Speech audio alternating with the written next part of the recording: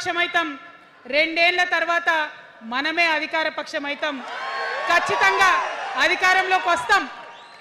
ఎందుకోసం వస్తాం అంటే నేను ఒక మాట చెప్పాలి మీకు, అందరినీ మనం మాటలు అంటున్నాం కదా, we are opposing everybody, we are criticising everybody, but what is the solution? Don't oppose without propose అని కాన్షీరామ్ గారు చెప్పారు, నేను చెప్పలే. డోంట్ అపోజ్ వితౌట్ ప్రపోజ్ అని. సో నేను కొన్ని ప్రపోజల్స్ తెలంగాణ ప్రజల ముందు పెట్టాలనుకుంటున్నా. నేను ఈ 3 పార్టీలు అధర్మంతో నిండిపోయినాయి, అవినీతితో నిండిపోయినాయి, బంధుప్రీతితో నిండిపోయినాయి, కుటుంబ అవినీతి పరిపాలనతో నిండిపోయినాయి. కాబట్టి నేను ఒక ప్రపోజల్ చెప్తున్నా. ఈ 3 పార్టీల మీద ఆనాడు భగవంతుడు శ్రీకృష్ణుడు చెప్పినట్టు పాంచజన్యం, ఆయన శంఖం పేరు, యుద్ధంకి ముందు పాంచజన్యం ఎట్లయితే పూరిస్తారో మనం కూడా పాంచజన్యం పూరిద్దాం. ఒక 5 అంశాలను ప్రధానంగా తీసుకుందాం. ఆ 5 అంశాల కోసం ఇప్పుడు కొట్లాడదాం, రేపు ప్రభుత్వంలోకి వచ్చిన తర్వాత మన ప్రజలకు ఇద్దాం. ఏం అంశాలు అవి? మొట్టమొదటిది విద్య. ఇవాళ గవర్నమెంట్ స్కూల్స్ అంటే ఆనాడు కేసీఆర్ గారు స్కూల్ బంద్ చేసుకుంటూ వచ్చారు, అదే రేవంత్ రెడ్డి గారు కొనసాగిస్తున్నారు. ఎక్కడా కూడా ప్రభుత్వ పాఠశాలలలో వసతులు లేవు. వాష్రూమ్ ఉండదు, వాచ్మెన్ ఉండడు, అటెండర్ ఉండడు, పిల్లలే పోయి బెల్లు కొట్టుకోవాలి, పిల్లలే పోయి బాత్రూమ్లు కడుక్కోవాలి, మంచినీళ్ళు ఉండవు, భయంకరమైన పరిస్థితి ఉంది. నేనేమంటా అంటే గుడిని ఎంత పవిత్రంగా చూస్తామో బడిని కూడా అంతే పవిత్రంగా చూడాలి. గుడిని ఎంత పవిత్రంగా చూస్తామో బడిని అంత పవిత్రంగా చూడాలి. కాబట్టి నేను ఒక మాట అంటున్నా, ప్రతి ఊర్లో ఒక బడి ఉండాలి, ప్రతి తరగతికి ఒక టీచర్ ఉండాలి. ప్రతి ఊర్లో ఒక బడి ఉండాలి, ప్రతి తరగతిలో ఒక టీచర్ ఉండాలి. ఖచ్చితంగా అట్లా జరిగినట్టయితే ప్రభుత్వ పాఠశాలలు మంచిగా అవుతాయి. మరి నా పేద మధ్యతరగతి ఆడబిడ్డలు, మా అక్కలు అమ్మలు అనుకుంటున్నారు, అక్క మరి ఆల్రెడీ మా పిల్లలు ప్రైవేట్ స్కూళ్ళలో చదువుతున్నారు, వాళ్ళ సంగతి ఏందని. నేను మాట ఇస్తా ఉన్నా, ఇవాళ మన ప్రభుత్వం వస్తుంది, ఖచ్చితంగా వస్తుంది. ఎందుకంటే ప్రభుత్వంలో వచ్చేది మీ అమ్మ కాబట్టి అమ్మ జేబు చూడదు, కడుపు చూస్తుంది. అమ్మ జేబు చూడదు, కడుపు చూస్తుంది. కాబట్టి మీ పిల్లలు ప్రైవేట్ పాఠశాలలో చదువుతున్నా, ఎంతవరకు చదువుకున్నా కంప్లీట్గా మీ మీద ఒక్క రూపాయి కూడా భారం పడకుండా చదివించే బాధ్యత మేము తీసుకుంటాం. అది ప్రైవేట్ పాఠశాలలు కానీ, డాక్టర్ కానీ, ఇంజనీర్ కానీ, రాకెట్ సైంటిస్ట్ కానీ మన తెలంగాణ బిడ్డలు చదువుకుంటే ఒక్క రూపాయి కూడా పేద మధ్యతరగతి వాళ్ళ మీద భారం పడకుండా ఉచిత విద్యను అందించే బాధ్యత నేను నా తెలంగాణ బిడ్డల కోసం తీసుకుంటా అని ఈ సందర్భంగా తెలియజేస్తున్నా. ఇవాళ పరిస్థితి ఏంటిది? యూనివర్సిటీలో ఉన్న పిల్లలు అంతకుముందు తెలంగాణ రాకముందు నేను చూసిన రక్తం అమ్ముకునేది డబ్బులు లేకపోతే. ఇవాళ ఏం చేస్తున్నారు? బావర్చి కాడ గిగ్ వర్కర్ లెక్క గోడ మీద కూర్చొని వెయిట్ చేస్తున్నారు. అవునా కదా? ఎందుకంటే ఆ గిగ్ వర్కర్ చేస్తే అంతో ఇంత పైసలు వస్తాయి, పేరెంట్స్ మీద ఆధారపడకుండా ఉండొచ్చు అని. మరి యూనివర్సిటీలను పట్టించుకున్నామా? బీఆర్ఎస్లో ఉన్నప్పుడు 10 ఏళ్ళు ఒక్క రూపాయి కూడా ఇవ్వలేదు యూనివర్సిటీకి. ఆ యూనివర్సిటీ మిత్రులకు, పాఠశాలలో ఉన్నటువంటి వారందరికీ నేను ఒకటే ప్రపోజల్ చేస్తున్నా, మీరు ఎంత చదువుకుంటారో చదువుకోండి, ఒక్క రూపాయి కూడా మీ మీద భారం పడకుండా చదివించే బాధ్యత తెలంగాణ రాష్ట్ర సేన తీసుకుంటుంది. ప్రైవేట్ పాఠశాలలు కూడా బాగుంటాయి, ప్రభుత్వ పాఠశాలలు కూడా బాగుంటాయి, కానీ భారం తల్లిదండ్రుల మీద పడదు.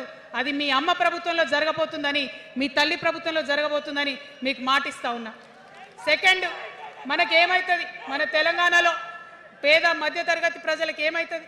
ఎవరన్నా ఇంట్లో రోగం వస్తే, ఒక యాక్సిడెంట్ అయితే ఇల్లు గుల్లవుతుంది. అందుకే ఆలోచన చేసి వైద్యం గురించి ఒక నిర్ణయం తీసుకున్నా. మన రెండో అంశం పాంచజన్యంలో వైద్యం కోసం అనేక అగచాట్లు పడుతున్నారు, అనేక ఇబ్బందులు పడుతూ ఉన్నారు. నేను ఒకటే మాట ఇస్తా ఉన్నా, ఏ రోగమన్నా రాని, ఎంత పెద్ద హాస్పిటల్ అన్నా కానీ, మన తెలంగాణలో మన జబ్బు ఎక్కడ తగ్గుతుందో అక్కడ మీ జేబులకెళ్ళి ఒక్క రూపాయి ఖర్చు కాకుండా ఉచిత వైద్యం అందించే బాధ్యత మేము తీసుకుంటా ఉన్నాం. ఉచితంగా విద్య ఇచ్చి, ఉచితంగా వైద్యం ఇచ్చినాక నా తెలంగాణ బిడ్డల మీద నాకు నమ్మకం ఉంది. మనం కష్టపడే బిడ్డలం, మీరే పైసలు సంపాదించి ఇస్తారు, మీరే రాష్ట్రాన్ని ముందుకు తీసుకుపోతారు. అవునా కదా? ఉచిత విద్య, ఉచిత వైద్యం మన రెండు అంశాలు పాంచజన్యంలో. మూడవది వ్యవసాయం. మా రైతన్నలు ఉన్నారు, మా రైతన్నలు ఎంతో కష్టపడి మరి పంటలు పండించి చెమటలు కక్కి మనందరికి అన్నం పెడతారు. మీ అందరినీ నేను కోరేది ఒకటే, ఇవాళ అందరూ అర్రాస్ పాట పాడినట్టు నీకు ఎకరానికి ఇంత ఇస్తా అని చెప్పి మాట్లాడుతున్నారు తప్పితే మనకున్న కష్టం ఎవరైనా తీరుస్తున్నారా? ఏం కష్టం ఉంటుంది రైతుకి? భూమి కష్టం ఉంటుంది, చెప్పుకోవాలి. భూమి మీద దాని ఇబ్బంది ఉంది. ఎంఆర్ఓ ఆఫీస్కి పోతే మనని ఎవడన్నా రాణిస్తాడా? మాట్లాడతాడా? నీ దోతి బాగలేదు, నీ అంగి బాగలేదు, నీ కాళ్ళకు మట్టి ఉండే, నీ చెప్పులకు మట్టి ఉండే రానియరు. అదే సూటు బూట్ వేసుకొని ఎవరన్నా వస్తే ఏం చేస్తారు? పిలిచి కూసోబెట్టి చేంబర్లో కూసోబెట్టి చాయ్ ఇచ్చి కాఫీ ఇచ్చి అన్ని పనులు చేసి పంపుతారు. మన ప్రభుత్వం రాబోతా ఉంది. ఆ ప్రభుత్వంలో రైతే రాజు అనేటటువంటి నినాదాన్ని నిజం చేస్తాం. ప్రతి ఆఫీస్లో, అది ఎంఆర్ఓ ఆఫీస్ కానీ కలెక్టర్ ఆఫీస్ కానీ, ప్రతి ప్రభుత్వ ఆఫీస్లో నేను రైతునని పోతే సపరేట్ కౌంటర్ ఉండాల్సిందే, కుర్చీ మీద కూసోబెట్టాల్సిందే, మీకు పని చేసి పెట్టాల్సిందేనని ఈ సందర్భంగా నేను తెలియజేస్తా ఉన్నా. నేను రైతునని గర్వంగా చెప్పుకునే విధంగా మేము పరిపాలన చేస్తాం. అది కాకుండా మిగతా ఏదైతే టైంకి రావాల్సిన కరెంటు, ఇప్పుడు రేవంత్ రెడ్డి గారి దయ వల్ల మళ్ళా రాత్రిపూట కరెంట్ వస్తుంది. అట్లా ఉండదు. రేపు మన ప్రభుత్వం వస్తుంది, టీఆర్ఎస్ ప్రభుత్వం వస్తుంది. వచ్చినాక 24 గంటలు నాణ్యమైన కరెంటు, పొద్దుటిపూట కరెంటు, రైతులకు ఉచిత కరెంట్ ఇస్తాం. అదేవిధంగా యూరియా కావచ్చు, కొనుగోలు కేంద్రాలు కావచ్చు, మీరు ఎక్కడ పోయి అడగాల్సిన అవసరం లేకుండా అన్నీ మీ దగ్గరకు వచ్చేటట్టు చేస్తాం. మరి అనేక అంశాలు ఉన్నాయి రైతుల గురించి మాట్లాడేటి. ఇప్పుడు ఎంత గోసపడుతున్నారో తెలుసు. ఒక్కొక్కటి మాట్లాడుకుంటూ వెళ్దాం. రైతుని రాజుని చేసేది నినాదంగా ఉండే దాన్ని నిజం చేస్తామని మాత్రం మీ చెల్లెగా సోదరిగా నేను మీకు మాట ఇస్తా ఉన్నాను. ఇక 4వ అంశం ఉపాధి. మనకి ఇక్కడ చాలా యూత్ ఉన్నారు. మిమ్మల్ని అందరూ నేను ఒక మాట చెప్తా ఉన్నా, ఒక మాట అడుగుతా ఉన్నా. ప్రతి ప్రభుత్వం ఏం చెప్తుంది? ప్రతి ప్రభుత్వం స్వతంత్రం వచ్చినప్పటి నుంచి ఇప్పటి వరకు ఏం చెప్తారు? ఉద్యోగాలు ఇస్తాం, ఉద్యోగాలు ఇస్తాం, ఉద్యోగాలు ఇస్తాం. అవునా? అసలు నాకు మాట తెలియక అడుగుతా. ఒక యువ మిత్రుడు ఉంటే, ఒక యువతి ఉంటే, నేను వ్యాపారం చేసుకోవాలనా, నేను ఉద్యోగం చేసుకోవాలనా, నేను కళారంగానికి పోవాలనా, నేను ఇంకోటి కావాలనా అనే స్వేచ్ఛ నాకు ఉండాలి కదా, నాకు ఉండాలి. కానీ ప్రభుత్వాలు మనకేం చెప్తాయి?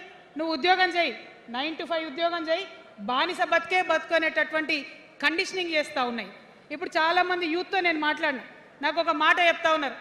అక్క, మా పరిస్థితి ఎంత ఘోరం ఉందంటే బయట ఉద్యోగం దొరుకుతలేదు చదువుకున్న చదువుకి. మా అమ్మ సెల్ఫ్ హెల్ప్ గ్రూప్లో ఉండి ఆమె 2 లక్షల రూపాయలు తీసుకొచ్చి ఇస్తే నేను బండి కొనుక్కోవాలి. ఆమె 3 లక్షల రూపాయలు తీసుకొచ్చి నాకు ఇస్తే నేను ఆటో కొనుక్కొని నడుపుకోవాలి. వయసు వచ్చిన కొడుకుని, వయసు వచ్చిన బిడ్డని తల్లి దగ్గర చేయి జాపాలంటే నామోష్ అనిపిస్తుంది అక్క అని అనేక మంది చెప్పారు. అందుకే నేను చెప్తా ఉన్నా, ఉపాధి అంటే కేవలం ఉద్యోగం కాదు. ఉపాధి అంటే మన ప్రభుత్వంలో, రేపు రాబోయేటటువంటి మీ అమ్మ ప్రభుత్వంలో 2 లక్షల రూపాయల నుంచి మొదలు పెడితే 20 కోట్ల రూపాయలకు కూడా మనము మీ వ్యాపారానికి సంబంధించిన ఐడియాతో మీరు వస్తే బ్యాంకులతో సంబంధం లేకుండా నా యువకులను, నా యువతులను నమ్మి ఆ లోన్ డైరెక్ట్గా మీకు ఇవ్వడం జరుగుతుంది. ఎందుకోసం ఈ మాట చెప్తా ఉన్నా అంటే, మన తెలంగాణ బిడ్డలకు మంచి సృజనాత్మకత ఉంది, ఆలోచించే శక్తి ఉంది, కష్టపడే తత్వం ఉంది. ఇవన్నీ కూడా మంచి వ్యాపారవేత్తలకు ఉండేటటువంటి లక్షణాలు. కానీ వచ్చినటువంటి ఏ ప్రభుత్వాలు కూడా మనకు చేయూతనియ్యలే. ఖచ్చితంగా నా యూత్ని నేను నమ్మాలనుకుంటున్నా, నా యూత్కి నేను డబ్బులు ఇవ్వాలనుకుంటున్నా. వాళ్ళ చేతిలో డబ్బులు పెట్టి వాళ్ళు ఇంకెంత సంపాదన నా తెలంగాణ రాష్ట్రానికి ఇస్తారో చూడాలని నేను అనుకుంటున్నా. యూత్ ఎంపవర్మెంట్ గ్రూప్స్ తయారు చేస్తాం.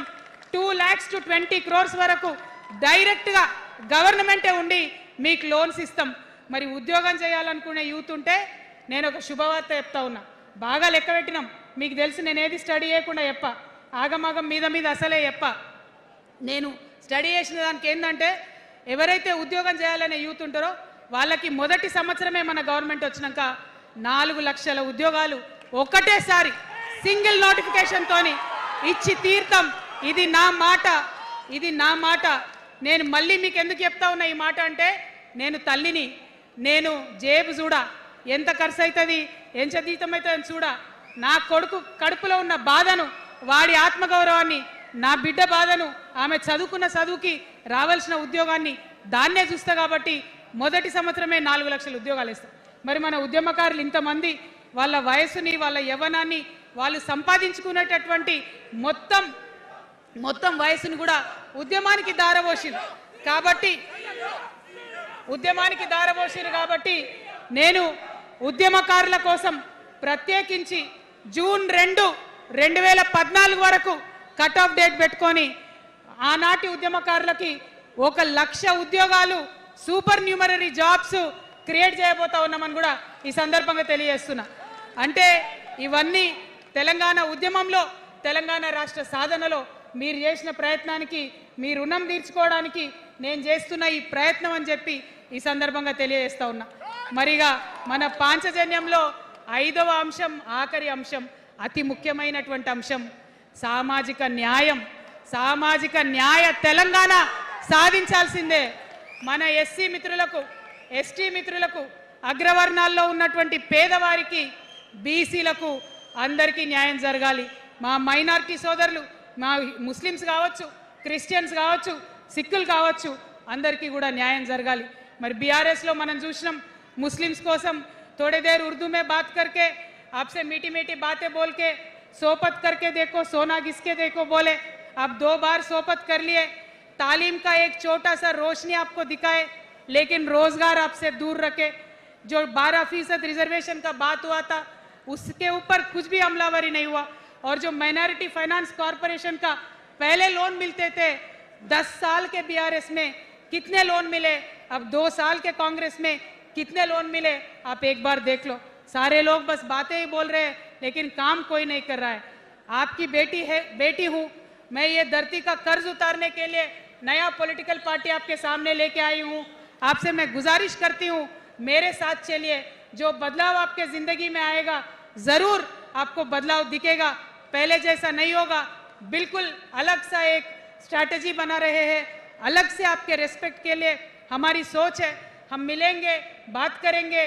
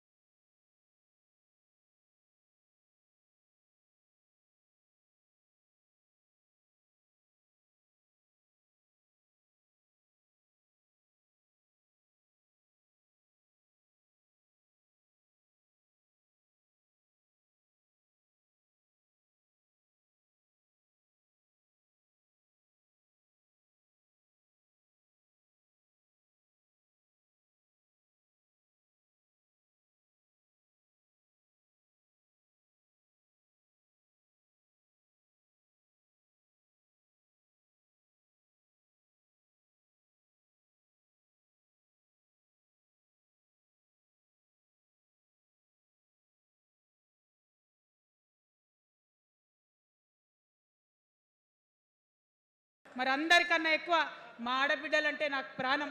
మా ఆడబిడ్డల కోసం ప్రత్యేకంగా నేను ఒకటే మాట చెప్తున్నా, మనం ఎక్కడ ఉన్నా ఏ వయసులో ఉన్నా మనకు భయం అవుతుంటుంది ఎక్కడికైనా పోవాలంటే.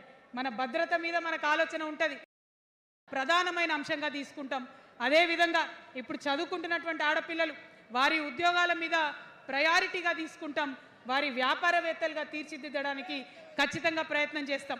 ఇప్పుడు సెల్ఫ్ హెల్ప్ గ్రూప్స్లో ఏదైతే వడ్డీ లేని రుణాలు ఇస్తున్నారో అట్లా కాకుండా ప్రాపర్గా గ్రాంట్స్ ఇచ్చేటట్టుగా ప్రయత్నం చేస్తాం. చిరు ఉద్యోగులు, కాంట్రాక్ట్ ఉద్యోగులు ఎవరైతే ఉన్నారో, ఎవరైతే విస్మరించబడ్డారో వారందరినీ కూడా కళ్ళలో పెట్టి కాపాడుకుంటాం. ఇవాళ ప్రారంభం మాత్రమే, అనేక అంశాలు చెప్పుకున్నాం, కానీ ఖచ్చితంగా పాంచజన్య శంఖం పూరిస్తాం. అవతలి వాడు మనవాడైనా సరే, అధర్మం వైపు వాడుంటే వాళ్ళ మీదైనా సరే యుద్ధం చేయడానికి ఖచ్చితంగా వెనుకడుగు వేయకుండా ముందుకే వెళ్తామని తెలియజేస్తూ, మరి ఈ మూడు పార్టీలు కూడా, Congress party single agenda Rahul గాంధీని ప్రధానమంత్రి చేయాలి, BRS party single agenda farm హౌస్లో పెద్దసారి ఉండాలి, చిన్నసారి